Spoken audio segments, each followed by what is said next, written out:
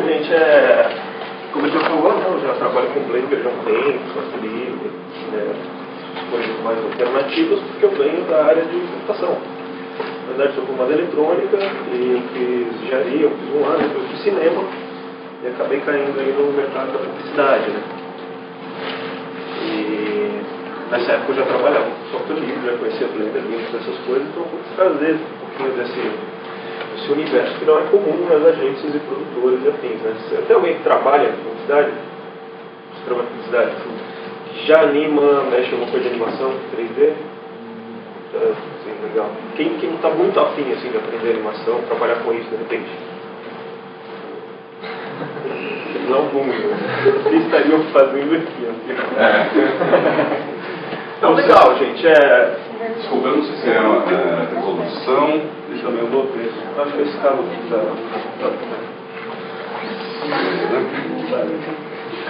Tudo que vai falar do projeto falar sobre 3D, animação e tal. Ele me falou que eu tinha 1h30. Um pouquinho, né? É um universo gigantesco, assim. A gente tem N processos, praticamente todo dia a gente vê muita coisa legal na internet, making-offs, não sei se vocês têm costume de ver making-off, processos dos caras e tal. São processos longos, demorados e, enfim, eu acho que é legal. Eu achei legal, achei mais bacana falar, né, ter na verdade, uma conversa um pouco mais entusiasta e falar um pouco mais das dúvidas que normalmente as pessoas têm. Eu recebo muito e-mail e muitas perguntas, muitas vezes sobre mercado, sobre como é que é isso no Brasil, como é que é essa história de trabalhar com computação aqui, enfim. Eu acho que eu vou fazer uma mistura um pouco da coisa do conceito, da animação, do nosso trabalho, já meio que contextualizando com o que acontece. Perguntas, né? Todo mundo faz, 3D dá dinheiro, por exemplo. Primeira pergunta. Primeira pergunta. E aí, dá dinheiro? Dá dinheiro. É um mercado bacana. Tem pouca gente ainda, né? Em tese, são poucas décadas de computação gráfica. Games também é um raio interessantíssimo, está ali do lado. Dá para fazer com o Blender também, vocês exatamente. Não, o pipeline para você produzir um game, na verdade, muito parecido com o filme, né? Inclusive, quando a gente estuda lá desenvolvimento de games, você tem o GDD, você trabalha todo o game, na verdade, no papel. Depois os caras vão no computador. E é literalmente assim, eu formei com papel mesmo. Eu vi alguns GDDs, eu pesquisei algumas coisas sobre games também, né, nessa área. Por exemplo, GTA, que aí, não sei quantos bilhões aí. O primeiro GDD, o projeto do GTA, lá no início, algumas décadas atrás, tinha 12 páginas. Certo? Esse último GTA V ele tem 7.000 páginas. Só como o primeiro. Vocês verem como o projeto cresce, como tem toda uma indústria sustentando isso aí. Né? Então, a primeira pergunta é isso. Tá? Tem mercado? Tem mercado. Tem pouca gente na área. Hoje no Brasil a gente tem 5, 6 produtoras só. E pegam toda a demanda de 3D de publicidade. A gente não tem indústria ainda de cinema. Não tem nada que alimente longas e etc. Mas tem pouco incentivo também, né? Tem pouco incentivo, mas a questão não é nem incentivo, sabia? Porque assim, o 3D, comparado com o cinema, é uma produção muito cara.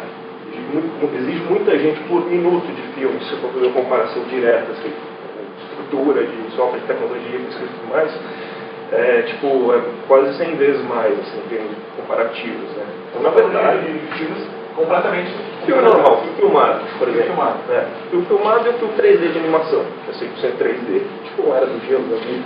Inclusive, a história da Era do Gelo é muito legal. Lá do Sondão. O Saldanha. Isso é caro. Hoje não lucra com os filmes. Você pega lá a Pixar, se vocês forem ver, se vocês forem atrás, a Pixar ela não lucra com o filme, ela lucra com o bonequinho que ela vende no McDonald's. Porque isso você tem baixo custo, ela lucra. O filme em si não tem. Você vê a quantidade de gente que trabalha, é assustadora. Você fazer uma animação, você precisa de um modelador, um cara que vai texturizar, um cara que vai iluminar. Essa parte básica dos processos vocês já pegaram um pouquinho já? Não, acho que a maior parte... A maior parte já chegou a ver ou não? Enfim. Não. A ideia do 3D é, você faz um modelo, né, poligonal, lá, baseado em polígonos. E eu não trouxe nenhum vídeo referente a isso. Eu tenho um vídeo só, alguns vídeos que eu trouxe com relação a rigging.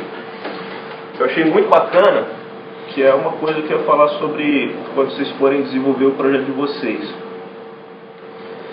eu ver isso aqui. Olha.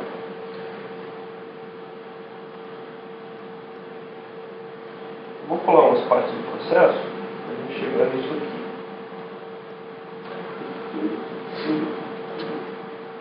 Bom, E Teixo, antes de você entrar nisso, você veio da área de sistemas e como é que você foi cair? Pode ficar em computação? Por acaso eu fui trabalhar na produtora de um amigo meu lá em Minas, porque eu mexia bem no computador, né?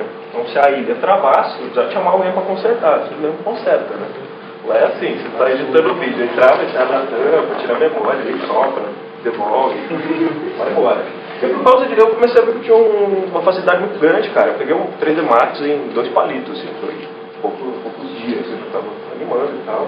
Já gostava de cinema, já era pirado, fui pro Rio, fazer cinema e lá eu entrei em publicidade mesmo. Comecei a produtorizar, comecei a fazer algumas coisas e no fim das contas fui meio que engolido por São Paulo. Assim.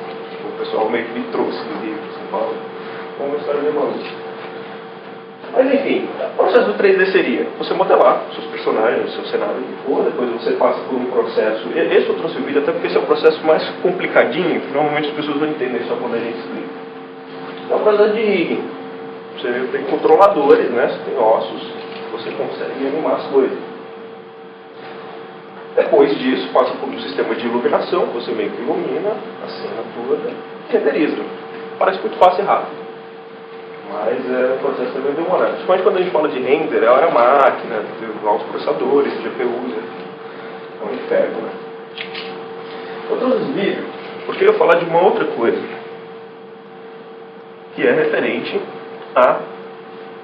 Quando vocês forem fazer os seus projetos, para desenvolver suas animações, suas ideias, é muito comum as pessoas terem a mania de usar de referência as próprias animações que já existem, né? Normalmente você vai procurar qual que era a referência para fazer meu cenário. Você acaba indo normalmente em alguém que já fez, algum artista e tal. Eu acho que isso é de certa forma, um erro que o pessoal comete, porque você acaba...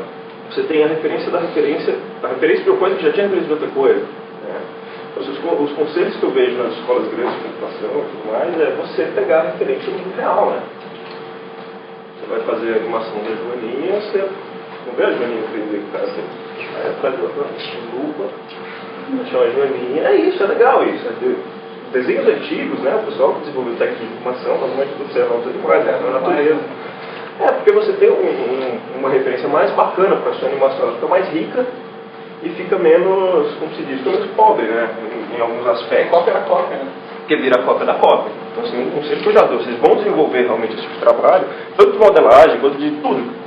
Acho que é legal ter a referência da natureza, a referência, né, do mundo real, pelo menos. Não necessariamente da natureza, mas do mundo real, né, de observar as pessoas, ver o que as pessoas fazem. As coisas que o Adrian fala, que quando ele antes de modelar terreno, alguma coisa, ele fotografa tudo ou filma tudo. Cara, na gringa é tudo assim. É muito louco. Por isso que eu trouxe um vídeo aqui, que eu achei muito legal. Que é uma... De alguns filmes grandes, cara. De Hollywood mesmo. Você vê os animadores lá. Eles pegando referência pro próprio estúdio. O cara tá animando, aí, puta, meu, como é que eu vou fazer essa reação? Aí ele vai lá, filma ele mesmo, né? Tipo, na mesa, fazendo a reação para pegar essa coisa menos, como se diz? Vou tirar aqui, pra não ficar essa coisa muito eletrônica, muito previsível, né? O legal da animação é ser imprevisível, as reações e tudo mais. Então isso é uma técnica boa. Vocês que vão aprender aí, ou Blender, ou qualquer outro software, enfim, eu não sou, como se diz, eu acho do caralho Blender, eu não uso Blender porque é livre, porque eu gosto de coisa livre. Eu gosto de coisa livre, mas o fato de eu usar o Blender é porque realmente funciona muito bem, cara. Já usa os programas, usa plataforma muito pesada, muito ruim, programa muito leve, você baixa lá 50 MB, baixa a roda, tá funcionando, assim. Tem uma certa facilidade, na verdade, em trabalhar com Blender, pelo fato de ser software livre, mas não porque é software livre. Mas tem muita resistência. Tem para você colocar. Eu mesmo, quando fui pegar um projeto, a hora que eu falei que era do Blender, o cara não queria passar o projeto. Mas eu vou te falar porque, na verdade, é uma das Não coisas diz o que é, entrega só o... A gente veio falando pra cá. Tem uma coisa, gente, precisa separar muito, que é ferramenta da habilidade, talento, separar essas coisas. Vou dar um exemplo. Você conhecesse o Michelangelo, fez a Mona Lisa lá. Você chega pro Michelangelo, nossa cara, qual pincel que você usou, brother? Te dei esse pincel. Ele falava, não fui eu, foi o Leonardo. Cara, seu quadro é incrível, me arruma esse pincel aí, porque seu pincel é top. Assim, Não é ferramenta. Então o brother faz uns quadros com bambu e tinta lá, sei lá. Bambu, cara, faz um negócio incrível. Então, na verdade, eu acho que é isso que as pessoas hoje têm um certo preconceito com relação à ferramenta. Ah, pô, você fez isso, o que eu mais não sei, você fez isso no Blender? Olha só a cabeça da pessoa. Pô, o aleijadinho, não tem careta, não sei o que lá, o pé que fazia, o cara é fora, doutor. Enfim, a primeira coisa que ele vai separar é ferramenta, né? Eu diria uma coisa com relação à ferramenta. Eu tive uma definição muito boa de um amigo meu que trabalhou na Disney, inclusive, muito tempo atrás, sobre o Blender, que ele chama o Blender da ferramenta One Show Man. A ferramenta que o cara sozinho senta lá e faz tudo. Eu não colocaria o Blender para fazer a produção de um longa. Por quê? Primeiro, porque assim, é um software livre. E quando você fala de software livre, que é um desenvolvimento colaborativo, open source, é muito mais estável, mas tem umas certas regras que você tem que seguir com o software livre. Se eu falar na página do Blender, de qualquer outra coisa, Linux e tudo mais, tem lá as versões. Alpha, Beta, Stable, né? Versão RC1, RC2 Release Candidates, ou seja, à medida que o software vai ser desenvolvido, ele te fala o que funciona, o que não funciona, o que é risco, né? Por exemplo, vai ter um monte de novas funções do Blender que estão nas versões agora Alpha. Só que a versão Alpha, os caras estão desenvolvendo agora. É tipo o Windows que você compra e que você acha que está pronto, que não está. Depois você começa a receber aquele monte de atualização. Na verdade, é uma versão Alpha, e você não sabia. O legal do software livre, ele já te fala. Né? Ah, você não quer ter estresse? Então baixa o estável. Eu trabalho nas versões estáveis do Blender. Eu não vou correr o risco de perder o produtor no software, ferramenta. Não vou usar que esteja ainda numa versão Alpha, tem bugs, tem falhas. Ah, eu não sei que eu vou testar para alguma coisa e depois do teste eu coloco na produção. Então assim, e por que eu não colocaria num longa, por exemplo? Porque o Blender ainda não chegou nesse nível de produção. Eles estão desenvolvendo o projeto agora de longa, mas não rolou. Não conseguiram crowdfunding, né? Não conseguiram juntar grana suficiente, postar um texto, enfim, vamos fazer um curta para mesmo, ficou por isso. Mas a ideia era, com esse filme, esse projeto, desenvolver um pipeline no Blender para segurar o longa, que é muita coisa. O longa tem 3 mil takes no longa. Tem que pensar nessa quantidade. Quando você pensa em 3 mil takes, você tem que pensar em quantos animadores.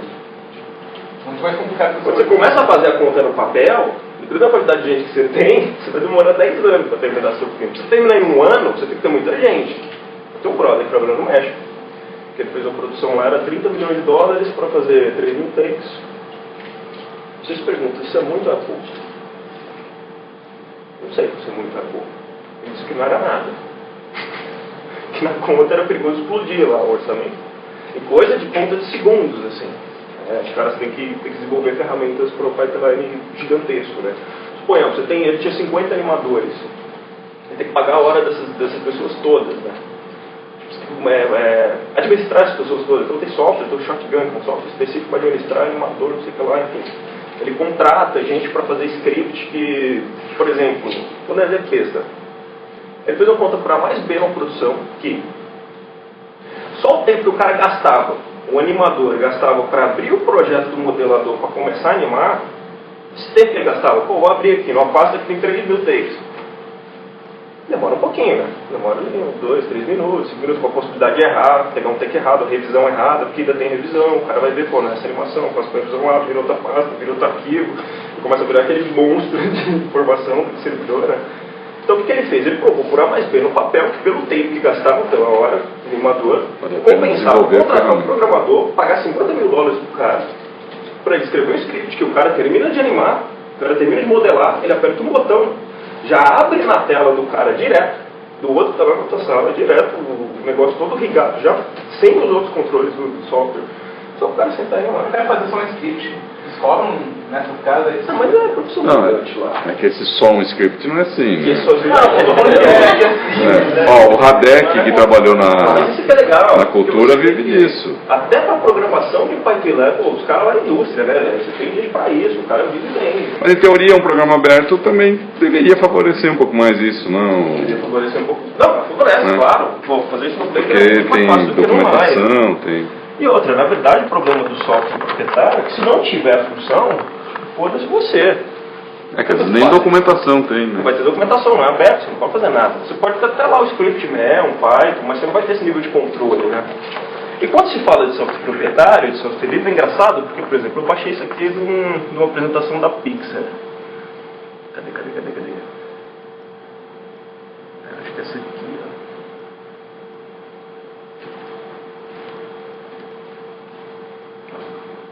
Isso aqui é o sistema da Pixar. É um sistema proprietário. Chama Presto. Eles desenvolvem por lá. E por ironia da vida está rodando Linux, né? Está dando Red Hat. E ele fala nesse vídeo inteiro sobre várias tecnologias, várias bibliotecas que eles usam que são software livre. Né? Inclusive um pouco daquilo que a gente falava é isso, quando eles têm interesse num animador, não importa a ferramenta que o cara domina, porque o cara vai ter que aprender lá a ferramenta da casa. Tem lá. E na verdade o que eu falar que é muito mais interessante é que, por exemplo, a animação é uma técnica. A animação não é software, não é nem talento, se for pensar. É técnica. Tem todo, pô, você pega os livros de animação, tem todo o negócio dos keyframes, como você, sabe, assim, é aí que eu acho que é o ponto, que tem que separar as coisas, né? As pessoas sempre perguntando coisa de, pô, o que você vai usar? Não interessa o que você vai usar, interessa o que você sabe fazer. Você tem de iluminação, você tem de fotografia. Pra mim, se eu pegar um cara que é um excelente fotógrafo, eu ensino ele a iluminar no 3D. Porque eu quero aquele conceito, que ele tem o olho dele que pra mim interessa, a base, é o olho. É o olho do cara que é foda. Não é o que ele sabe mexer. Porque fica negócio de saber mexer, né? Também as pessoas contratam a gente assim, né? Ele tá falando que produtora, as produtoras assim, o que você vai fazer? Você faz isso aí por... É tipo quando você vai no... Você vai no mecânico, né? Ah, tem serviço que pode fazer, quanto que é? Ah, 10 mil, só tem 1.000, então faça. Então, tipo, pô, os caras negociam desse jeito, cara. Sabe? Não é uma coisa de ter um conceito, estou chamando esse animador, porque esse animador é muito bom para fazer animais, por exemplo. É um curso de animação só para animais, quadrúpedes, essas coisas, é extremamente específico. Você não vê essa especificidade no mercado hoje, porque hoje publicidade é ridículo, assim, é boçal o negócio, o jeito que as pessoas negociam. É uma briga que eu tenho, na verdade, hoje em dia, mudar isso. A galera liga já nesse sistema querendo orçar desse jeito. Por tempo e não pelo roteiro, né? Qual é o número de animação? Só por 1 minuto, cara. Depende como animais. Se for uma floresta, se for um prédio, tipo, são 2 processos diferentes, são 2 pessoas diferentes, são 2 renders diferentes, são 2... Então assim, você vê um nível de ideia que um cara de uma agência gigantesca de São Paulo, que não é pequena, você vê como o nosso mercado está atrasado, né? É tipo, tá lá atrás. Lá fora eles negociam, tentam com o cara para negociar. Então, o que eu fiz? Eu fiz uma cartilhazinha para ajudar a galera. É assim, ó, você vai orçar, eu faço um roteiro, um brief, escreve com poucas palavras, o que você quer fazer. Enfim, manda as referências, deixa eu falar com o diretor, pegar mais informação, que eu consigo desenhar, dos papéis outra, aí vai a loucura do prazo. Uma coisa é fazer uma animação em 1 mês, outra coisa é fazer em 10 dias. Muda completamente, contratar mais gente, pintar uma parede, né? Você pintou a parede em 5 dias. Se você quiser pintar em 1, você chama 5 caras. Você tem algumas coisas que dá pra fazer assim, tem outras que não. Tipo, o animador não anima antes do cara modelar. Então é um processo enfileirado. É o exemplo que eu dou pros caras. Viagem do Brasil para Los Angeles são 23 horas. Se eu te der 23 aviões e 23 pilotos, você chega em 1 hora. É só assim, pra você explicar, para entender o que você está falando. Que tem alguns processos, esse que é o problema, é tudo muito, é uma área, por exemplo. Você chama até de pipeline, né, essa brincadeira, que é dos canos, né, que é a metáfora com encanamento, por exemplo. A gente tem que passar por um processo primeiro, para depois chegar no outro, uma coisa meio...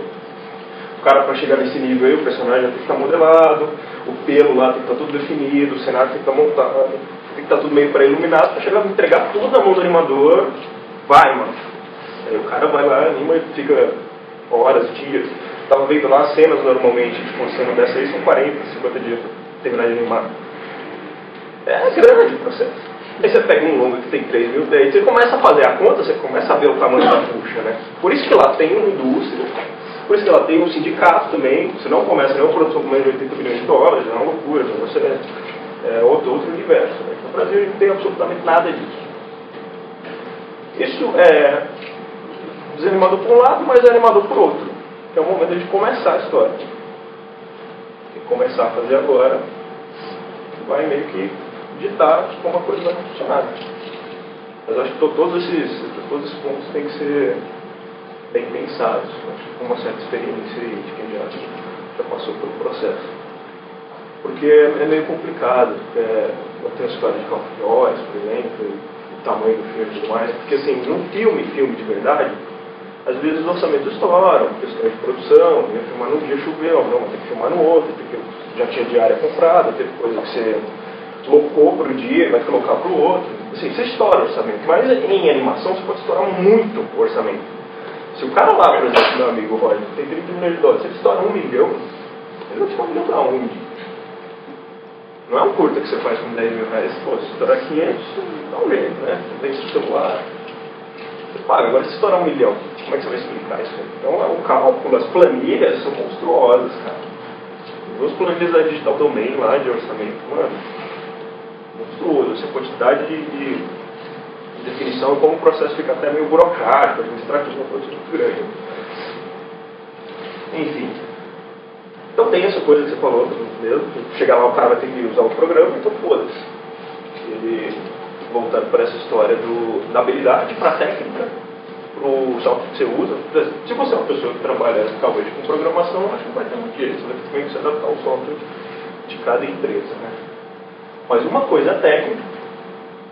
Sobre técnica, eu recomendo cursos. Tá bom, um curso de animação. Você pode aprender sozinho. Acho que tudo você pode. Eu sou autodidata, na verdade, não um curso de animação. Pouco. Só que eu demorei muito tempo para aprender um monte de coisa, eu demorar muito menos. Se tivesse feito curso de animação, eu não precisava bater tanta cabeça para fazer sozinho. A não ser que você é um daqueles gênios que tipo, é mais rápido que o professor, sabe?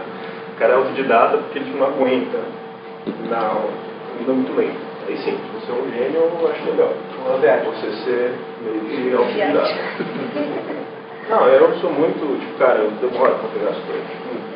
Mas também eu sou muito insistente, cabeça dura, fico lá até conseguir aprender e fazer. Então, a coisa funciona por esse lado. O bom, que no meu caso, que é um software livre, tem muito conteúdo na internet. Nunca precisei de alguma coisa que não tivesse lá que alguém já tivesse tentado fazer. Então, isso que é legal do Blender. Que além de ser um software livre, além de ser fácil, tal, todas as vantagens, você tem um banco de dados absurdo de programação, de gente no mundo inteiro que usa.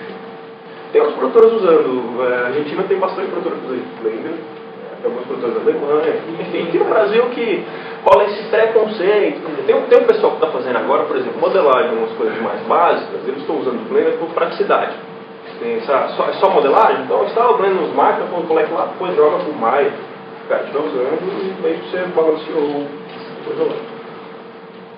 Cada vez mais também a coisa fica cross-plataforma. Hoje tem um monte de formatos de exportação, você pode fazer animação num programa e jogar ponto para renderizar. Por exemplo, animador bom, normalmente é Maya. Os caras fazem Animation Mentor, fazem esses cursos na gringa, normalmente são Maya. E agora que eles já têm uma habilidade muito grande com a ferramenta, é muito foda eles tentarem usar o Blender completamente alienígena. Cara, mano, você trava. Você começa a usar um programa que gira a câmera para o outro lado, é diferente o negócio. Então, eles animam lá no Maya deles, exportam para mim um arquivo de point cache, eu jogo para dentro do Blender e tá a animação toda normal. Ou seja, os softwares conversam. Então, você pode desenhar um pipeline para os softwares conversarem entre si também. Então, assim, tudo, se você analisar todas as questões, tudo indica, por um lado, que a ferramenta em si, realmente ela não... Você vai ter que dedicar uma ferramenta que você usar para fazer suas experimentações, os seus curtas, afins, mas no fim das contas, a lógica de tudo indica para isso, que realmente a ferramenta não interessa. Mas o custo para quem começa usando o Blender é menor, vai ter que gastar equipamento. Talvez. E tempo para aprender. Mas o tempo para aprender você vai gastar de qualquer forma. Isso é outra coisa que eu ia falar para vocês. Eu estou tendo uma certa incomodação. Esses dias eu fui numa pista de skate. Estava vendo um moleque andando de skate. Eu estava vendo uma coisa engraçada, porque assim, você via que o camarada tinha acabado de comprar skate. Só que ele já estava com uma GoPro, um iPhone, pensando no vídeo, não, porque eu postando. Ele está mais preocupado em fazer um vídeo dele andando no skate do que de aprender as manobras. Isso demora para aprender as manobras. Anos até, enfim. Cara, o skate tudo detonado. Normalmente você vê o skatista bom e o cara tá tipo um shopping, esse rodinho, pode soltando. Porque as pessoas não têm mais esse time, sabe? Ele viaja para algum lugar, nem presta atenção onde ele tá, mas ele tá mandando foto que ele postar. Você vê nas comunidades do Nimo CG lá, por exemplo. Cara, velho, modela 2 bolinhas, põe um olho e já posta lá. E aí, gente, o que vocês acham que tem que melhorar? O cara instalou o programa, já manda portfólio. Ele porque ele faz tudo de qualquer jeito, e quer mostrar, e quer ter resultado. Gente, 3D você não vai ter resultado tão cedo. Demora. É artesanal. Por incrível que pareça, apesar de estar usando ferramentas que automatizam algumas coisas, é artesanal. O negócio é animação quadro a quadro. Assim, os melhores animadores, eles trabalham quase que quadro a quadro. Coisa assim, também tem uns interpolation lá, o software te adianta algumas coisas. Mas tem que ter esse tempo de amadurecimento, né? Desenhista mesmo. Desenhista, quando chega naqueles quadros lindos, o cara tem 80 cadernos em casa que ele desenhava em casa. Enfim, então assim, quando vocês forem pensar em ter um estúdio, vão se preparar para isso, lembra disso aí, vai ser bons aninhos. Não é pro ano que vem. Tá? Alguns anos. Né? Enfim. Se você vai abrir um estúdio, você vai simplesmente administrar as pessoas, é um pouco mais fácil. Você pode aprender, mas só você contrata outras pessoas bacanas, você já sabe que o cara é bom, você só trabalha administrando, você vai começar a ter um resultado mais rápido. A sua ideia é produzir filmes e tudo mais. Não necessariamente você precisa ter a habilidade, que é o que demora a desenvolver. Mas a técnica é importante. Você tem que saber que você está olhando. Ter crivo de qualidade. E esse é um outro problema do mercado que a gente tem hoje. O que eu posso falar para vocês hoje, exatamente agora, o que está acontecendo de merda no mercado de computação gráfica, é que não tem crivo de qualidade. Quando eu comecei, uns 10 anos atrás, o diretor, normalmente, tinha aquela fama, né? O diretor é um cara chato pra caralho. Que era? O cara era detalhista. Ele via pelinho, sabe? Mano, e assim, eu aprendi muito com ele, dessa sorte, na verdade. Os 4 diretores que eu trabalhei, um chileno, um maluco aí, tipo, eles eram muito chatos, cara. Precisava fazer 10 vezes a mesma coisa. Enquanto não estava excelente, não tá pronto, vou lá de novo. Eu agradeço pra caralho. Foi aí que eu comecei a ter o crivo também, entender porque o cara estava achando ruim. O problema é que hoje em dia os caras não têm crivo. E aí você começa a ver um monte de merda na televisão, né? Começando os roteiros comerciais. Pelo amor de Deus, né? Aquilo ali não tem televisão nenhuma, foi editado. E o que isso é chato, na verdade? Pra mim é chato, porque hoje eu tento vender, na verdade, uma qualidade superior, né? A Obvious Effects, os meus argumentos de venda é a qualidade. Como não tem crivo de qualidade, qualquer um serve, qualquer um faz, em qualquer prazo. Enfim. Todas as produtoras que baseiam-se nessa questão da qualidade estão se ferrando agora. Porque qualquer um faz qualquer coisa. Por um lado é interessante que pessoas estão chegando no mercado também quer cobrar mais barato para fazer, para entrar com o que está acontecendo. Cobra um preço ridículo, faz um prazo retardado. Gente que é muito esforçada e muito boa, está conseguindo fazer coisa legal, mas está virando, como se diz, está virando referência para o processo normal, e não é o processo normal. Quando eu comecei a fazer, eu fiz isso muito. Às vezes eu pegava um comercial para fazer, já que não consegui pelo preço, pelo prazo, e fazia uma coisa excelente. Só que os caras ficavam com essa ideia, tipo, não, é esse tempo. Então, uma semana, o cara vira e faz. E não é, na verdade. Na verdade, o prazo ideal era 3 meses. Né? Então, assim, o que está acontecendo no mercado é exatamente isso. Tem essa coisa do... E outra coisa que o brasileiro tem, a gente está 20 dias da Copa. O que vocês acham que está acontecendo? Agora, surgiu um monte de roteiro de um monte de filme. A gente já sabe que vai ter a Copa aqui há 2 anos atrás. Mas não, os caras deixam para a última semana. Começar a fazer. E Dependendo do 3D, cara, não adianta. É a história do avião para Los Angeles. Tem um monte de processo, cara. Não vai dar pra fazer jogador saindo de dentro da terra, tipo, essas loucuras. Porque os orçamentos computadores normalmente são meio malucos, né? Não vai dar pra fazer estágio montando e virando nave espacial. Não dá pra fazer. Porque não tem mais tempo. Você não tem 20 dias. Só o tempo de modelar já acabou. O cara não vai animar, não vai renderizar. Enfim, os processos são muito grandes para fazer muita coisa e a gente está num país que não planeja. Tem que aprender com a moda. O cara vai fazer os biquíni do verão, quando é que começa? Começa no inverno. É no inverno que ele desenhou todos. Por quê? Porque eu tenho que fabricar essa porra, cara. O biquíni não sai do nada. Tipo, tem que mandar para fábrica, tem que ver se tem fábrica, tem que ver se tem costureira. Então, tem todo um tempo, né? Passa a primavera inteira fazendo o negócio, para chegar no verão, bom, beleza, estreia o negócio. Campanha de cerveja no Brasil é assim. Dá o verão, primeira semana, primeira 3 dias, vamos fazer o filme. Em vez de ter filmado lá no inverno também, que a praia está vazia, a gente tem sol, mas a praia está vazia não, a gente vai filmar a praia no verão, tem 1 trilhão de pessoas, aí depois a gente fica lá rotoscopiando, apagando negro, de 4 a 4, sabe? Porque tem falta de planejamento. Em 3D, cara, filme é muito planejamento, game é pior ainda, game é terrível, cara. É aquela história que eu falei mesmo, game ele só vai para a produção depois que está 100% no papel. A lógica de produção de game é muito pensada. Então são programação no meio, né? Mas tem tudo, porque por exemplo, você tem lá a máquina de status. O que é a máquina de status? Você tem o seu personagem que ele anda para frente, vira para o lado, pula, agacha, dá um soco, não sei o quê. Isso eles chamam de máquina de status. Então você vai abrir isso aí e criar todas as animações. Então, por exemplo, você tem um cara andando e o cara para, você tem uma animaçãozinha intermediária que é o cara parando. Né? Se ele agacha e anda agachado, você tem essa animação. Então você começa a abrir uma árvore de como você vai montar isso. Não dá para chegar lá na frente e você falar, não, agora eu quero que ele dê uma pirueta. Não dá, porque toda a programação que você fez, toda a máquina de status, toda a interação que você fazia com o cenário. E isso mesmo com a captura de movimento, né? Sim, não, mas é para captura de movimento que tem que fazer a máquina de status. Isso é complicadíssimo, é uma cagada, porque assim, é totalmente analógico o negócio, né? Depois você tem que juntar tudo, tem que fazer os blends das curvas para uma animação encaixar na outra, só que você captura de uma pessoa real. Então, assim, é um processo gigantesco. E esses são pior ainda, porque para cada tipo de golpe que o cara dá, o cara que recebe tem um tipo de animação também, né? Então é tudo meio que junto, né? Então não dá para chegar lá na frente, igual o caso de um amigo meu que fazia game, que estava fazendo um jogo num canhão, era um canhão destruindo o bagulho e tal, e chegou quase no dia da apresentação, o dono, mas eu acho que podia ser um arco e flecha. Fica mais legal. Tá bom, os caras desistiram, largaram tudo, porque muda a física do arco é outra. Né? Não só o modelo, não só as coisinhas, mas a programação está todinha. Então assim, como se diz, o computador é muito complexo, é complexidade do processo. Eu gosto de chegar para os caras e já entender que, mano, por exemplo, uma frase que eu sempre falo, gente, não existe 3D rapidinho. Comp, algumas coisas de animação 2D, tem até umas janjas que você faz que você consegue resolver. Mas não existe 3D rapidinho, você vai ter que passar por 5 pessoas, ou 5 processos, ou, sabe, é grande o negócio, complexo.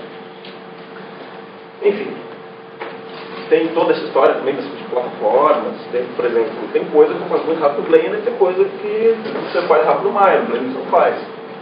Tem coisa que você resolve muito fácil no XSI, tem coisa que você não resolve no Maya, e vai ficar aquela merda lá. E a sua pipeline lá Eu trabalho com Blender. Só Blender. Só Blender e tem esses cross-plataformas que eu uso, são modelos de scripts que as pessoas fizeram para você puxar coisas de outros programas de outras pessoas. Aqui usa Max lá, o FBX eu consigo importar e usar a animação. Mas por que eu uso o Blender também? Porque o render é mais fácil. Tem muita facilidade para renderização que é um dos punidos do processo. Né? Porque o tempo de render de um frame, principalmente coisa hiperrealista, ele pode crescer, por exemplo, eu estou renderizando, está demorando 1 minuto, aí eu troco um material lá, estou fazendo vidrinho, vou mostrar o vidrinho, que é mais fácil. Fazendo um vidrinho lá de alguma coisa, resolvo que vai ser um vidro fumê, não vai ser um vidro totalmente reflexivo. Aí subiu de 1 minuto para 5. Só que eu estou renderizando 300 frames. Então não vai ser mais um dia. Vai ser mais. E se eu precisar revisar? Então assim, é tudo muito de pensar antes, sabe? É uma coisa meio... Da hora, né? Eu não uso todos os trabalhos desse meu não, porque é tão grande também. Outra coisa, portfólio, gente, se você vai fazer portfólio, você coloca os seus melhores trabalhos. Tem que ser um. Não, verdade. Essa dica, na verdade, é do pessoal da Disney, eu acho. Exatamente, que é a coisa que os americanos fazem. Já sacaram isso muito bem. Assim, vai estudando aí, daqui a pouco chega aí e vai dar certo. Então, assim, nesse aspecto, eles são muito, muito legais. Você põe o seu melhor trabalho. Que é muito melhor celebrando por um trabalho muito bom do que por um monte de trabalho mais ou menos. Isso é a regra básica. Eu coloquei também as coisas que eu pretendo continuar vendendo. Não tem comercial de sabão em pó, eu faço um monte. Não quero ficar nada. É legal, paga as contas, mas enfim, a arte, a coisa de desenvolver, a coisa de design, né, quando você trabalha na pesquisa da linguagem, do filme, pô, é legal pra caramba, é isso que eu quero fazer. Trabalhar numa coisa um pouco mais pro lado conceitual, mais criativo, que eu acho que é isso que tem mais valor agregado. Se for pensar em fazer muita coisa ruim para ganhar quantidade, é um raciocínio. Mas eu prefiro fazer menos coisas muito boas e mais caras. Que é um outro raciocínio também. Você pode seguir a linha que você quiser. Um ponto da minha vida eu tive que decidir. Se eu seguia para a linha enche dinheiro trabalhando 24 horas, pega tudo que vier ou não, eu prefiro arriscar, esperar os trabalhos mais legais. Eu tive outros problemas por causa disso, mas enfim, foi a minha escolha. Né? A gente tem outras empresas agora em São Paulo que trabalham dessa forma. Mas enfim, eu só queria mostrar para vocês essa história de você. Acho que o primeiro ponto é estudar a técnica. O primeiro ponto é estudar a técnica. A habilidade você ainda não tem, está começando. E no próprio estudo da técnica você vai adquirindo habilidade. Depois que você concluir o seu curso, você, às vezes por conta própria, já desenvolve sua própria linha. Então, um amigo faz escultura, sculpt, né? Físico e no ZBrush lá. Faz máscara de silicone, essas coisas para si mesmo. Ele fez um puta curso legal, investiu uma grana bacana, e depois ele desenvolveu a própria técnica dele sozinho. O meu conselho seria esse, começa pela técnica. É animador, você pode animar, quando você faz mexendo, foca nisso, estuda pra caralho. Depois você vai trazer qualquer programa, pode começar do Blender, você vai ser feliz, não vai ter estresse nenhum, de questão do software limitado. Render. Vai mexer com render, estuda fotografia primeiro. Vai entender a luz. Como é que as coisas são iluminadas? Como é que é um cenário iluminado? Porque trabalhar com concept, desenhar, cara. Tudo desenho mesmo. Aquele lado, aquele negócio lá, começar mesmo, não é legal isso. O que eu acho legal dos caras que fazem sculpt digital mesmo, é que eles começam na massinha. Isso é muito legal, na massinha, na argila, para o cara entender o que ele está fazendo ali, né? Ele está manipulando. Os caras de animação mesmo, né? Também fazem isso. Os caras de animação, às vezes, stop motion é sensacional, cara. Stop motion, seu cérebro começa a entender como é que vai fazer os frames, como é que um negócio freia, como é que o negócio acelera, você começa a pegar o senso de time. Todos os animadores 3D que começaram com stop motion, com essa animação um pouco mais tradicional, eles animam muito melhor. O módulo do 3D é modelagem com... Massinha. Os caras assim, naquele normalmente assim, os caras mexe em PC, cara. Esquece o programa, esquece o software, vão aprender o conceito primeiro da coisa, né? E quando a gente fala de conceito, vem outro ponto. Se a sua ideia é fazer um curso, sei lá, coordenar uma equipe, ser diretor de filmes, por mais que seja animação, por mais que seja 3D, tem que voltar lá pro cinema. Vai estar contando a história. Tem que aprender o roteiro, tem que aprender o plot point, teorema de filme, as coisas básicas de como contar uma história. Esquece 3D, esquece de tudo. Começa a ler livro, começa a ver roteiro de filme, ler roteiro de filmes reais. Tem que primeiro contar a história. Depois que você aprender a contar a história, aí você vai começar a partir de 3D. Você vai ter a definição dos personagens, né? Aquela história lá que todo personagem em uma história você tem que saber o que ele quer, o que ele deseja, né?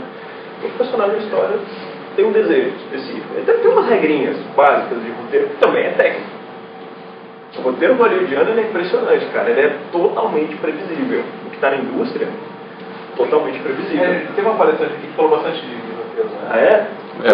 A Célia Catunda, da TV Pinguim, veio falar um pouquinho sobre o roteiro. E é engraçado que a escola de cinema no Brasil, eles não gostam muito da coisa hollywoodiana. Quer dizer, tipo assim, vai ter que dar aula. Então, teorema de física, teorema de física, não, beleza, né? Vamos falar do...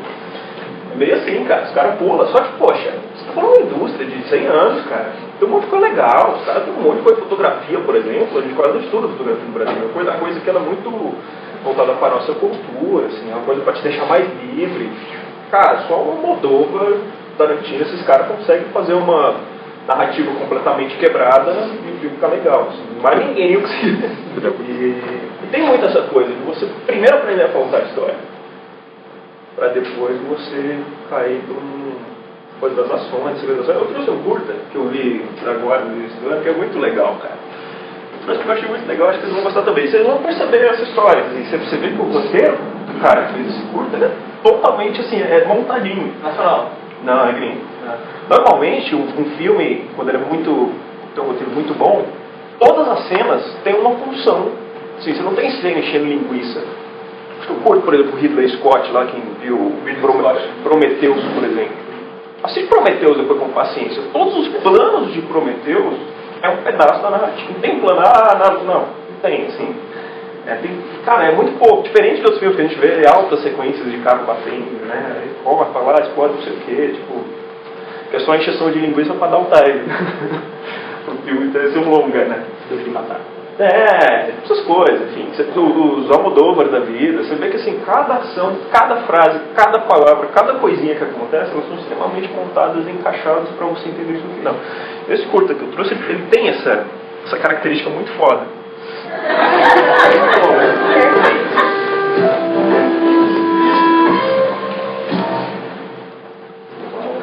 Esse cara é coreano.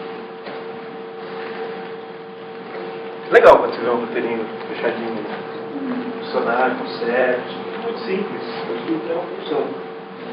Legal que depois que você falou, assistir com uma perspectiva a cada plano tem uma função. Cada plano tem função, tem relação. Isso é uma outra coisa que a gente não vê o pessoal fazendo muito aqui. Tem muito, acho que essa aprovação de mostrar, de fazer, de sair fazendo, só não fica muito mais tempo ali pensando na história, no conceito. Na verdade, isso é um trabalho mais legal. Eu acho que é onde os grandes filmes, as grandes produções ganham. O pessoal da Pix, o pessoal todo, cara. Se tem uma que a gente chama de pré-produção, né? Pré é muito grande.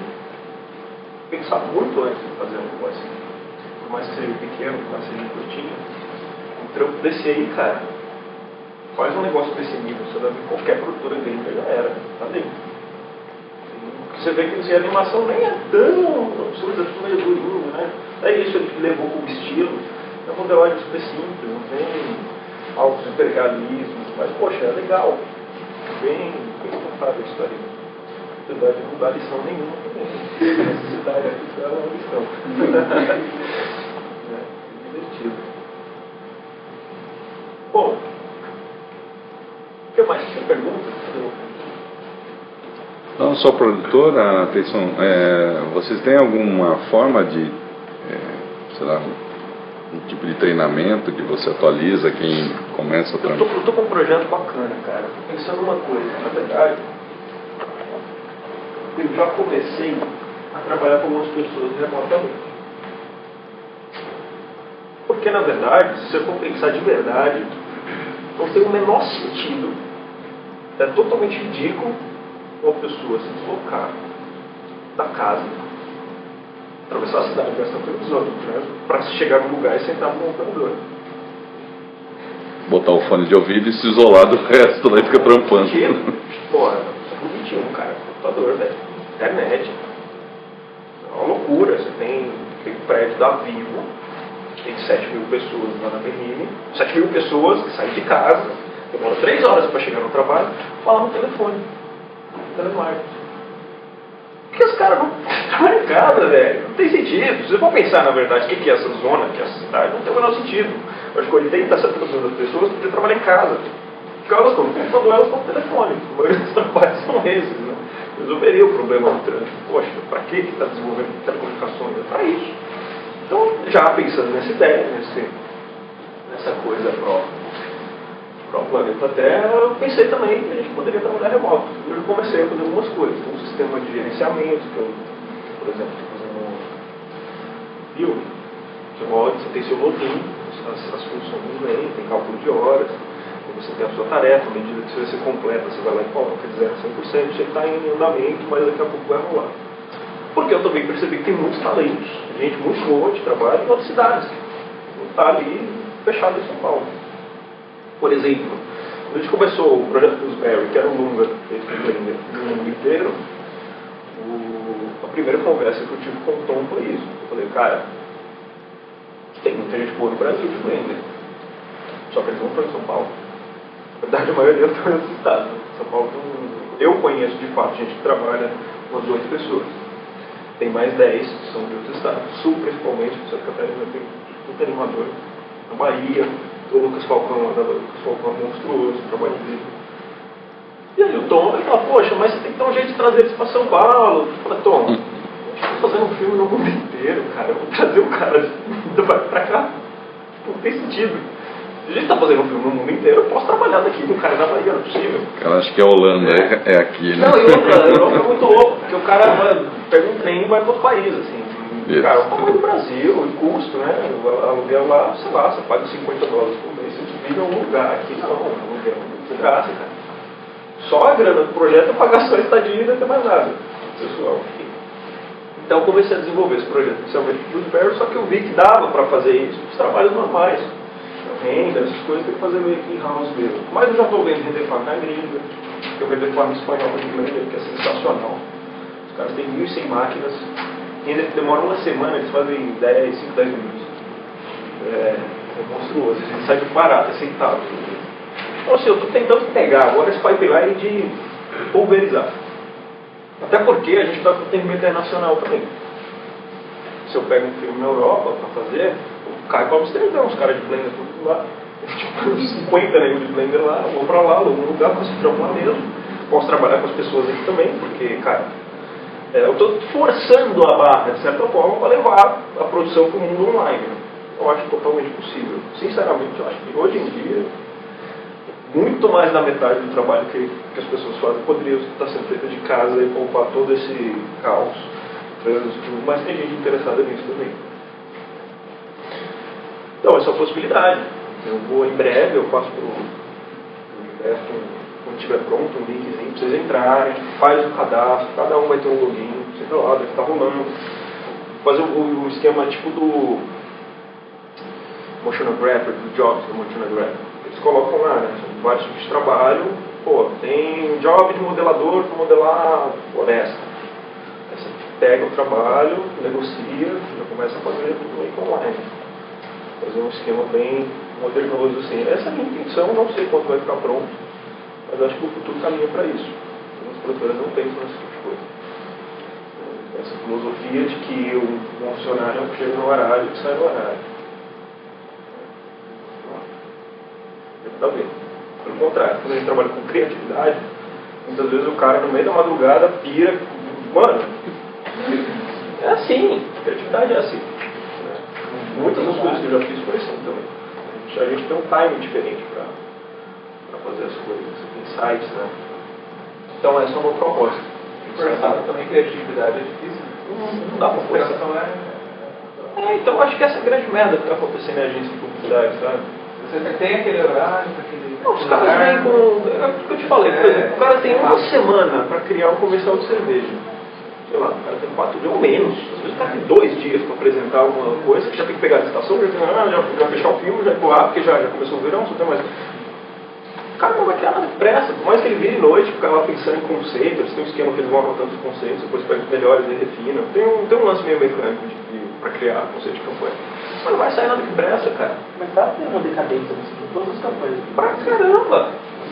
É difícil você ver um comercial que presta, cara. Porque os caras não têm tempo. Não é que a agência é ruim.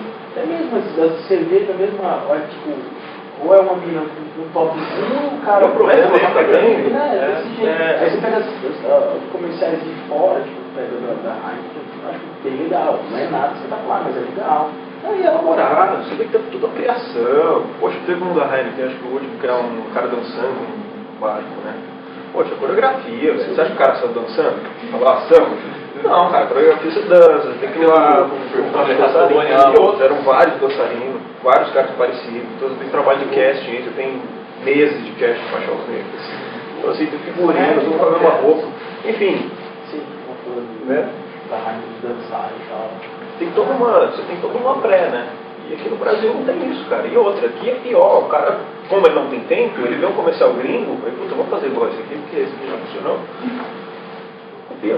E copia só para você facilitar o seu trabalho de orçar depois. Não, mas é meio ridículo, sabe por quê, por exemplo? O cara torcendo comigo, faz um estádio assim, meio azulado e tal, não sei o quê. Ele tenta me explicar, ele não consegue. Você tem alguma referência? Eu falei, não, peraí, eu vou te É o filme pronto já. Pronto. É isso que eu estou dizendo. É copiar, copiar. Pra mim, porque na verdade também eu faço um 3D muito completo. As coisas saem do Blender quase prontas. Então eu não tenho muito trampo no After. Vídeo, alguma coisa você recorta no Blender também? Não, eu descopia no After. Mas fácil o After conversar com... O Blender tem export de câmera pro After. Pronto.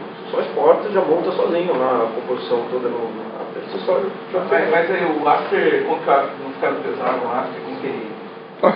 Não, vai 2D pro After. É tudo camada. tudo renderizado com camada. O 3D.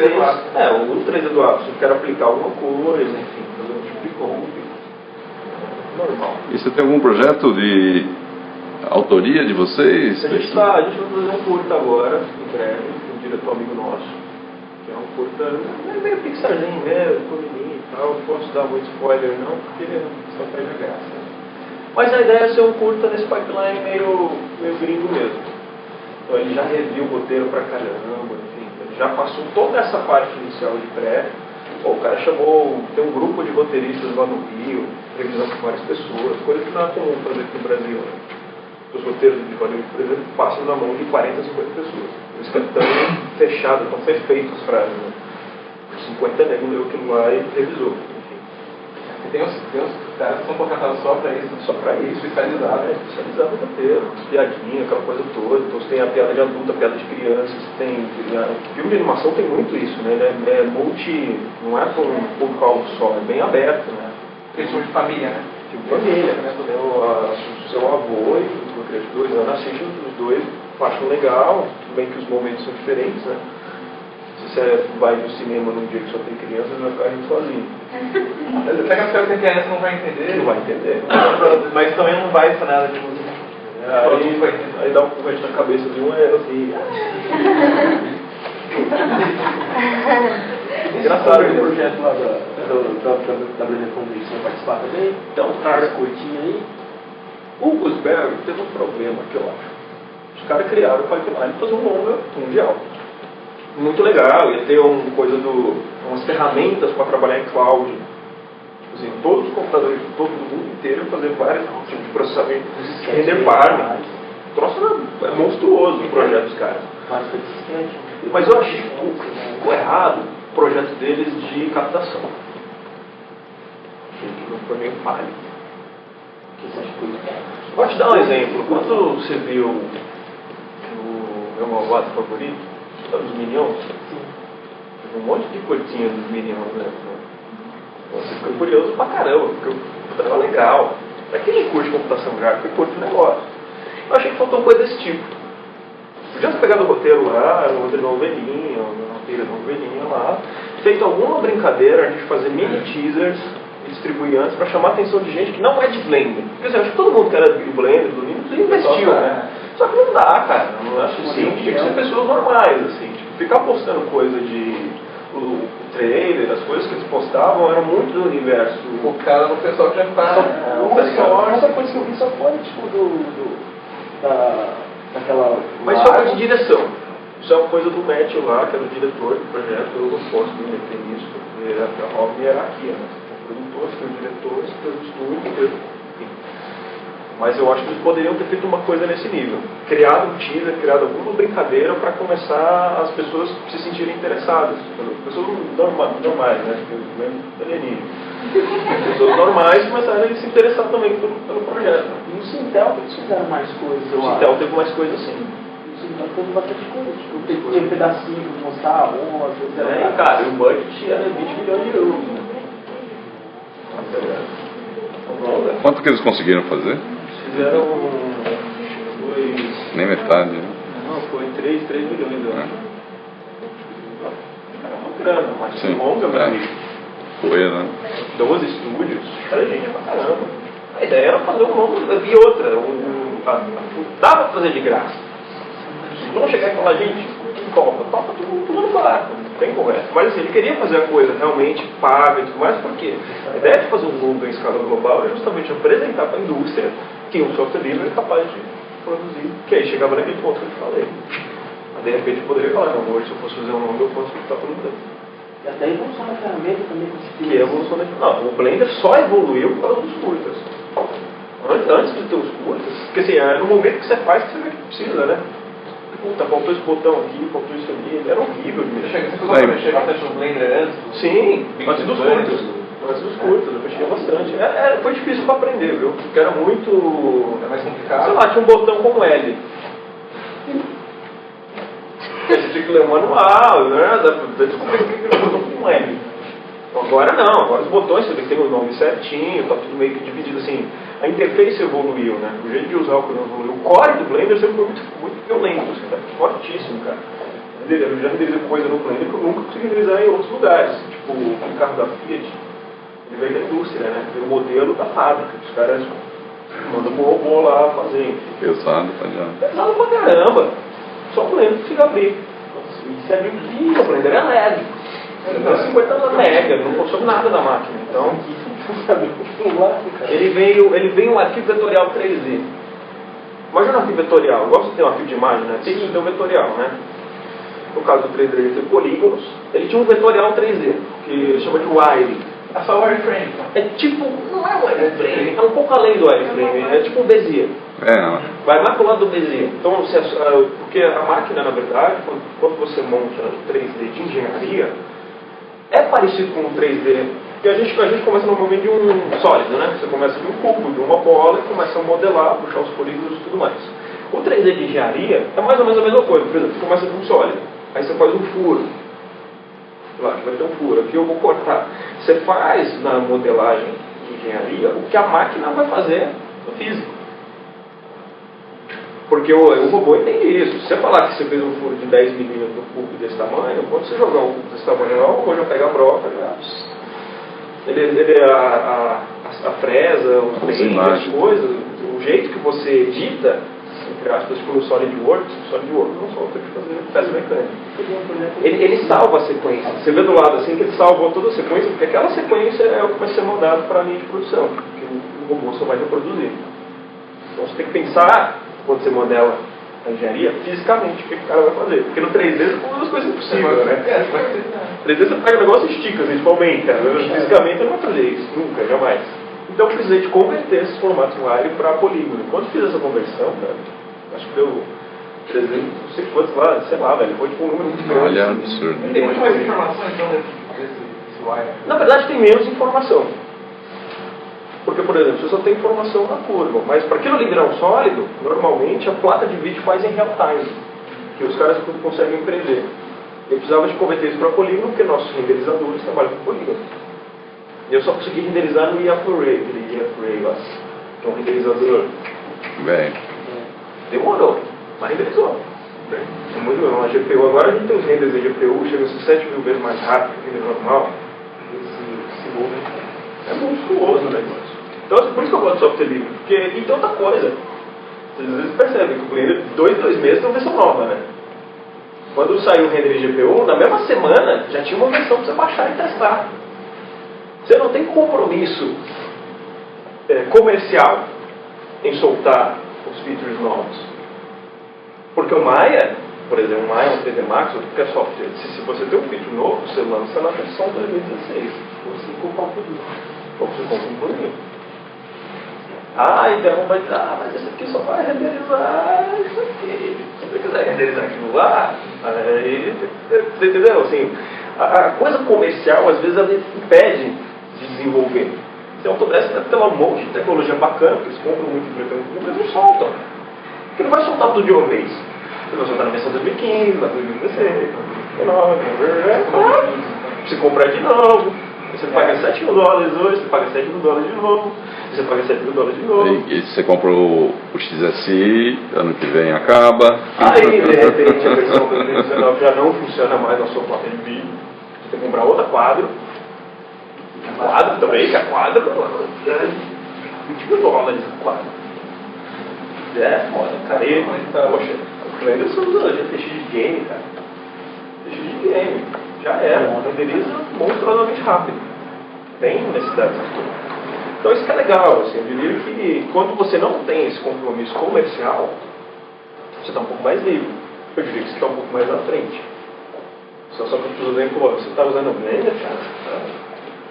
Não sabe de nada nos tempos. Precisa pesquisar mais. Né? Mas eles têm todo essa coisa do marketing, né? E realmente convence o pessoal que não conhece. Por exemplo, eu já vi campanha publicitária de escola de computação gráfica aqui no Brasil, dizendo que se você fizer um curso de computação gráfica, você vai ter um ótimo emprego, estabilidade financeira, né, podendo ganhar até R$20 mil por mês. Sério, eu mando o link pra vocês verem. Tá lá. Quem não entende da área, que está por fora, acredita, paga, faz um curso caro pra caramba. Os caras dizem que o link com a gringa, né? Não sei onde a pessoa vai trabalhar. Mas a situação no Brasil não é muito boa. Eu diria que vocês querem realmente ser animador, e crescer e tudo mais, não, pra gringa não tem muito o que fazer. Porque eu realmente não estou muito focado nessa coisa muito high-end, muito indústria, né? Acho que tem que ir para um lugar onde a indústria funciona. Nos Estados Unidos você tem 400 títulos de filme A, né? Esse filme A que a gente viu no cinema aqui, né? Tipo, categoria A lá, são 400 títulos por ano, no mínimo. Né? B, então, deve ter uma produção monstruosa. Todos os estados produzem, porque tem uma lei que obriga todos os estados a produzir. Né? Então, assim, é outra história. O papo lá é outro, é completamente diferente. Né? Eu conversei com um cara de... Nossa, o Rodney, esse amigo meu, da gringa, ele foi na Scanline, que fez em 2012. Na época que os caras estavam fazendo 2012, levou meu portfólio e mostrou pros caras, mano. Por que não faz isso, né? É ridículo. O pessoal até gostou. E eles ficaram impressionados com o tempo que a gente faz as coisas. Porque a gente faz rápido. A gente faz em 2 semanas. 2 semanas, o cara acredita, pô, isso aqui em 1 semana. Porque no próprio... A administração deles lá já não cabe um job em 1 semana. Então já ficaram impressionados. Eu pergunto que o cara me fez, mano, mas por que vocês fizeram um avião em 3D? Por que vocês não filmaram um avião? Tipo, ele não vai entender. Porque a gente pegou uma mulher, pôr no fundo verde e não filmou o avião, sendo que ela só ia ali no avião. Lá assim, né? Vai no aeroporto pro avião, cara. Você faz em 3D, é impossível de se filmar. Tem uma indústria, né, cara? Aqui não. Aqui não tinha nem budget, nem time. Não tinha nem como trazer a mulher pra cá. Então você faz o avião em 3D. Acharam lindo, maravilhoso, mas, poxa, que sentido tem isso? Brasil. Aí eu até expliquei. Tinha que ser assim. Mas é essa coisa. Deixa eu dar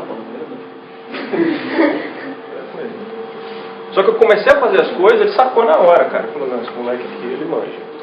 Vou ficar na cola que ele vai funcionar. E aí veio a campanha de Varig, que a Varig faliu, não sei se vocês lembram, né? Que a Varig faliu, foi uma bafafá, a Gol comprou. E já que, o que eles queriam, o raciocínio de publicidade? Se a empresa falha e você não faz nada, você comprou e não faz nada, as pessoas vão esquecer da marca. Daqui a pouco o Varig era uma marca boa, assim, das melhores. Então o que eles fizeram? Reformularam a marca, criaram outro logotipo. Então o comercial era, gente, a nova Varig está aí. Agora é a nova Varig, ela é boa, e você ficou uma beleza e vamos que vamos. Só que não tinha avião, não tinha uniforme, não tinha nada pronto. Na publicidade, no roteiro é lindo, né? Você vê, que legal. Os uniformes, beleza, conseguiram costurar lá, fazer rapidão. E tava os caras querendo passar banner nos aviões, cara. Mano, avião, você não encosta no avião, cara. O avião é um bagulho que cai. Você pode subir no avião, você pode pintar um avião. Empapelar ele. Você pode empapelar um avião. E outra, o banner do avião é gigantesco. O banner é caro, até imprimir, até cortar, não sei o quê. e estava meio inviável a campanha. Os caras disseram que tinha uma empresa americana, que tinha um 767 do Texas, que tinha os caras lá que conseguiam fazer uma impressão, que é provavelmente alguma coisa de Hollywood, que os caras negros lá têm essas coisas, e tinha que ir tudo, só que o orçamento já estava absurdo, né? O Cuevas queria ir pro Texas. Ele não queria que o meu funcionasse, na verdade. Ele queria filmar no ar, enfim, tudo mais complexo pra caralho. Aí eu falei, não, eu faço em 3D. Moleque. Mexe com Blender. Aí a gente foi pro set, né? Imagina, você tem uma equipe de 80 pessoas, grua pro qualquer lado, hangar vazio, sei lá, câmera aqui, todo mundo diretor. É isso mesmo, Tê? No avião. É pra gravar assim. Como é que ela Não, filma? pior é a gravação. Corta. Beleza? Vamos pro próximo? Vamos pro próximo. Desmonta a coisa do produtor olhando um pra cara do outro. Aí daqui a pouco tá eu lá no meio do negócio com a bolinha. Não, foi ridículo. Eu nem respondi. Se eu perguntar o que você tá fazendo, eu não queria nem falar. Mas aí o que aconteceu? Eu indo pra produtora, eu peguei o material, já peguei um safe do hangar, peguei o negócio. A primeira coisa que eu fiz, o modelo já tava pronto, eu já tinha adiantado os negócios, cara. Tava tudo meio na mão. Fiz um primeiro render, colei o avião lá certinho, você tinha realmente a sensação que era real e já mandei pra todo mundo. E-mail pra todo mundo. Lá. Nossa. Aliviou a tensão. O cara veio lá, o produtor, não sei se você conheceu o Kaká, que era produtor lá, Acho que é da que época do Coelho também. Mas foi um dos, como se diz, os momentos de virada da minha carreira, assim. Depois disso aí, teve o antes e teve o depois, né? Depois disso, porque rola conversa pra caramba, né? Você começa a comentar, pô, o moleque lá fez negócio e tal. E o render foi com o Iaf? E eu falei, naquela versão Demorava de pra cacete? Demorava. Mas era a vontade de publicidade, que é 30 segundos, os planos são muito curtos, né? 10 frames, 15 frames. Então, se o render for meio pesado... E hoje o seu... Mas isso aí, cara... Esse é pra... Isso aqui é um sisteminha Já viu isso daí? que a gente criou para fazer multidões, porque o sistema de multidão bom hoje que existe é o Massive, né? Tem um outro agora que chama Anima, de uma empresa pequenininha, que é legal também. De repente nem precisava disso aí. Mas só tinha o Massive na época. E o Massive é muito pesado, porque o Massive, você tem um sistema de inteligência artificial, lógica fuzzy, para você editar o comportamento das pessoas. O Massive é meio brincar de Deus. Fazer os agentes, as pessoas têm visão, têm opção. Você explode uma bomba, um começa a correr, o outro viu que um começou a correr também corre. Então você consegue... Vocês assistiram o Z... Guerra Mundial Z. Tem os zumbis lá, subindo em cima do outro, é aquilo lá, cara, é monstruoso. Só que pesado pra caramba. Vai ver essa internet, isso aí, pedaço. Então, o negócio é meio sinistro. Nossa. E essa multiplicação? Então o que eu fiz? Eu Aí falei, é cara... gostoso, né, então? Ou não? Não, isso aqui o que eu fiz, na verdade. Eu peguei um programinha que captura o movimento com Kinect. Fiz um banco de dados de pessoas balançando, né, várias capturas. Eu comprei um pack de modelo para empreendimento imobiliário lá, tipo, carregado de bonequinho. E fiz o Motion Capture, peguei uns scriptzinhos lá meio que do Blender e fiz um esquema no script que ele ali atualizava o acting com os personagens e dava uma mexidinha ainda na altura. Ou seja, eu consegui gerar, eu fiz um cálculo que com 20 acts diferentes e 20 personagens diferentes, aleatorizados mais ou menos 50 frames, você não percebe que eles estão repetindo o mesmo movimento. Mais do que isso, você não percebe mais. E a gente criou esse sisteminha de crowd, isso foi há mais ou menos uns 4 anos atrás, né, quando veio a história da Copa, a gente deu mais um upgrade, e a gente já vendeu aí umas 4 vezes. Aí o sistema de vocês. Na verdade é um workflowzinho que não tem nada demais, qualquer um poderia fazer, mas como ele já testou, já usou, já fez, já está meio que pronto, a gente pode chamar de sistema, né? Mas é interessante, essa história de você ter, porque também a OVNI tem essa característica também. Eu tenho um problema, eu vou desenvolver a solução para aquilo usando minhas ferramentas. Teve essa história, teve a história do avião, teve a história da Nicole Kidman lá. E a Nicole Kidman foi uma loucura. O Village Mall já estava vendido. O cara já tinha vendido todas as lojas do Village Mall. Não precisava mais fazer publicidade. Queria fazer um filme com a Nicole Kidman. E tinha que ser a Nicole Kidman. A assessoria lá, ela não podia. A assessoria mandou a Jennifer Lane, mandou um monte de coisa. Assim, eu fiquei, não, quero a Nicole Kidman. Não sei o que ele fez, ele conversou lá, pagou alguns bilhões. Beleza, a gente tinha a Nicole Kidman por 6 horas em Nashville, no fundo verde. Se veja aí. Então toda a decupagem foi feita para filmar no Rio, para encaixar ela. Tanto a história dos aviões, quanto a história da limusine lá. Filmaram ela dentro da limusine, com fundo verde, a gente pôs o Rio atrás, e fez toda a compra, e esse microfone que eu vou mostrar para vocês. Para conseguir, de certa forma, parecer que ela veio para cá, mas a filha nunca pisou aqui, não chegou nem perto.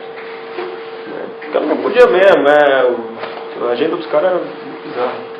Talvez você já até tenha falado, um pouco atrasado, mas antes de você entrar na área 3D, você trabalhou. Qual foi o caminho que você fez até chegar? Eu trabalhava com eletrônica, programava microprocessador, microcontrolador, automação, coisas assim. E eu mexia muito bem em computador, e por causa disso, um amigo meu que tem um estúdio de efeito especial lá em Minas, lá, os filmes horríveis, os caras faziam gênio da lâmpada, um negócio horrível. Aí ele me chamou pra trabalhar, só que lá já tinha um After, já tinha um 3Dzinho. E eu meio que só editava umas paradas idiotas, assim, de TV a cabo lá, e se desse para um computador, eu instalava de novo os programas. Essa é a função. Só que aí eu comecei a mexer no Max, cara, comecei a ver que era legal pra caramba, ia arrepiar, fazer as vinhetas. Da hora. E de lá eu resolvi ir pro Rio estudar cinema, porque eu já curtia cinema pra caramba. E no Rio eu consegui entrar na TV Zero, na produtora. Na verdade eu comecei a trabalhar na faculdade de cinema editando vídeo, editando os filmes do curso. Um aluno me indicou pra TV Zero, falou que fazia uns 3D, que nessa época não tinha muito meio de 3D. Na TV Zero eu imprimia a capa de DVD. Era a minha função, fazer a capa de DVD dos documentários. E em um certo momento o diretor René Sampaio, que é o diretor do História de Caboclo, agora, precisou de um telefone 3D lá, não tinha como fazer, não tinha orçamento, falei, deixa eu fazer isso aí. Aí eu fiz, ele pirou, o telefoninho que eu fiz, começou a mandar um monte de coisa, aqui de São Paulo, lá no Rio. Essa foi a fase melhor, eu ganhava salário de São Paulo morando no Rio. Essa foi legal, mas também, puta neve, velho. Eu morei no Rio 2 anos, fui na praia 2 vezes, mesmo assim, uma foi à noite. E aí, um dia, o pessoal daqui me convidou. Você quer morar em São Paulo, cara? A gente busca aí. Já que você não vai na praia mesmo? Aí eles mandaram, eu fiquei morando num hotel 5 estrelas na Paulista, cara, durante meses, assim. Eu comecei a pensar que eu estava fazendo alguma coisa que realmente, valia alguma coisa. Valia o hotel. Aí nessa época eu fiz Brastemp. O Brastemp foi um problema, que a linha era toda cromada a inox. Como é que se filma um bagulho cromado a inox? Aparece o estúdio inteiro, né? Então só dava pra fazer em 3D, não tinha como filmar. Nossa, é uma treta quando vai filmar essas coisas, porque você tem que pôr pano preto em volta de tudo.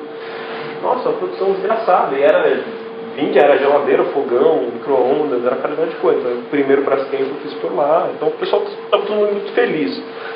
Porque eu de lá eu fui trabalhar com Cuevas, né? Animador de personagem, eu já vi muito portfólio de animador de personagem, que a animação era muito perfeita, era tudo muito fluido, mas o personagem não tinha vida. Isso é foda. Porque o animador ele ainda tem que dar vida pro. Você tem que crer que aquilo lá é um bichinho mesmo e tal, né? Isso eu acho muito difícil, isso eu acho tão mais difícil do que propriamente você modelar o objeto. Não, totalmente. São essas, como se diz, essas sensações que estão por trás da imagem que... Essas brincadeiras no Rio, limpar a praia. Ah, não, tá louco. É o que mais tem, né? Isso aí foi surreal, cara. Isso demorou mais que o filme inteiro, sabia? Imagina. Ficou uma pessoa limpando aquele tempo da praia durante a produção inteira. Nossa, ali no carro, fundo...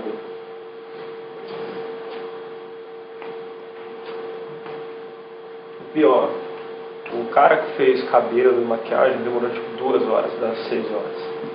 Gente, tiveram que filmar, não, demorou 3 horas. Eles filmaram tudo em 3 horas. Com ela que ela tinha que ir embora. Se eu não me engano, foram $700 mil. Não, 1 milhão igual. Vai ficar 6 horas. Mais barato que a Ivete. A Ivete é 2 milhões e vai caralho. Ah, mas são mais do que a Ivete. Bom. É muito louco, é muito bonito, né? Bom, queridos, vocês foram de horário. Alguém tem mais alguma dúvida?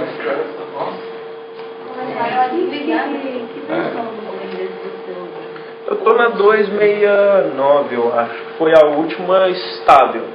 Normalmente o que está no site lá para baixar é estável. Dobra é É impossível. impossível. Tem um maluco que tá no Blender Brasil que ele faz, eu vejo os trabalhos dele, ele faz tudo no 249. Então, ele provavelmente como teve dificuldade. Mas ele faz uns trabalhos assim, bem legais, assim, bem bacanas. O avião do Varinho foi no 249. Jesus amado. Bom, É horrível. queria agradecer o Tayson. Muito obrigado.